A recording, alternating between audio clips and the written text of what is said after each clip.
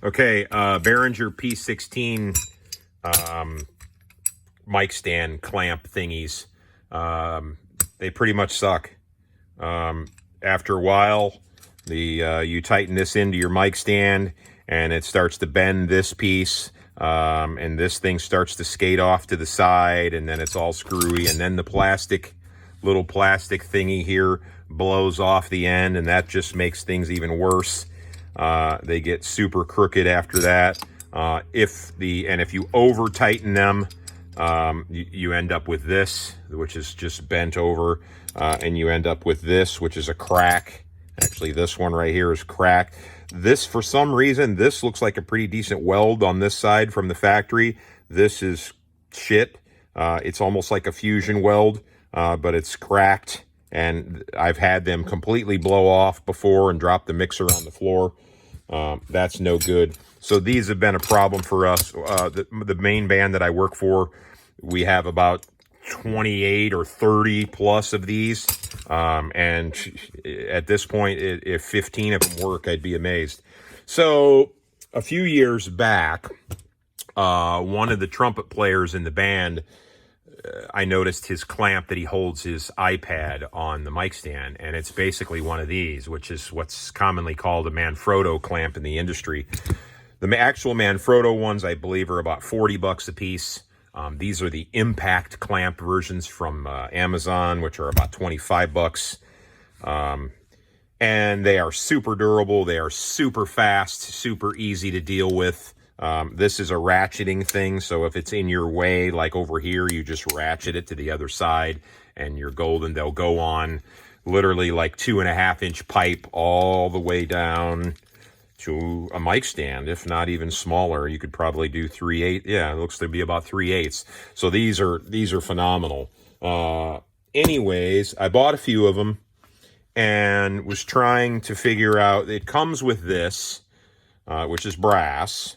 I was trying to figure out a way to get the Behringer part of this guy on there quick enough, because you have to have this detached to the P16 mixer. And this is brass, and it's only a single screw. You got these holes in here, but these two aren't threaded. These two are, which are kind of the wrong direction. Not to mention they are metric. Only the center one is American SAE threads, which is 1/4-20. This is 1/4-20, but again, it's only a single thing. And then if you clamp your thing on there, it's just good. The Behringer mixer is just going to spin over upside down.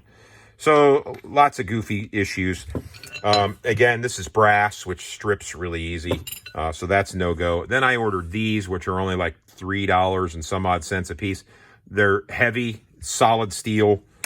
It works well in here, but I'd have to cut this off, and then TIG weld this on here, and that's a lot of work.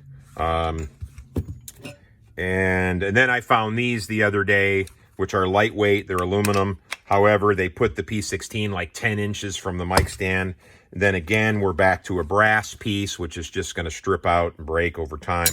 So no go here on that either. So just today, I got to thinking, I came out here and I said, you know what? Let's just grind this piece off. So you can't grind it off too close, because again, that's like a fusion weld on there. And if you grind it off too close, you'll get rid of that weld, and then this second layer of steel will come off, and you need that for strength. So you grind that off kind of about a 1/16 of an inch away, clean that up. Then this head that goes inside of here is the equivalent of 5/8, which comes out to be a 7/16 bolt.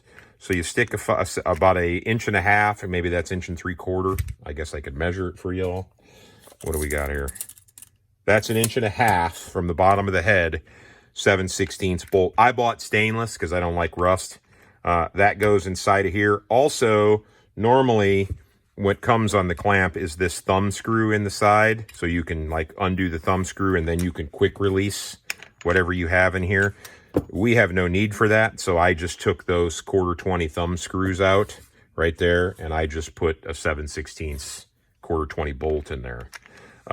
So anyways, that goes in there. You tighten this guy up, and you should tighten this guy up first, so that way the head of the bolt goes or the head of the threads, I'm sorry, go over that head of the bolt, and they keep this thing square and in here good, or straight, I should say.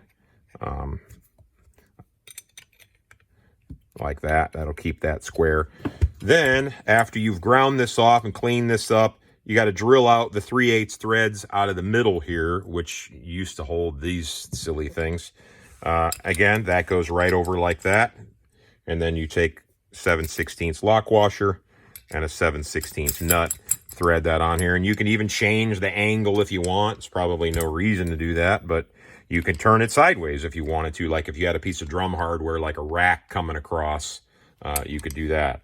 So for my application, they're going to be straight up and down. So I would probably put a square on here and get it perfect, but nobody cares. So tighten that up, and that is never going to break. That is not going to, there's nothing to crack.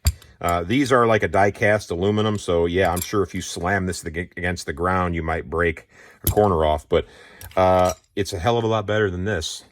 So that's pretty much it. So again, take your Behringer POS here, grind that off like right there in that 90-degree bend, so you end up with this.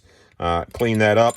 Drill out the threads, the 3/8 threads to 7/16, put you an 1.5" 7/16 bolt in there, lock washer nut. And again, if you want to take the thumb screws out in the side here, so because again, that's just more stuff to break off, put a regular, these are 3/4 long. I tried a 1/2" one in there, but it bottomed out too much, so you got to use 3/4. 3/4, 1/4 in there, and there you go. This is the shit. This is for Ronnie and RJ. You guys don't have to suffer with these no more. So I built 3 of them for the B band, and I will send a link to Richie, and we got to order some more of these. Okay, goodbye.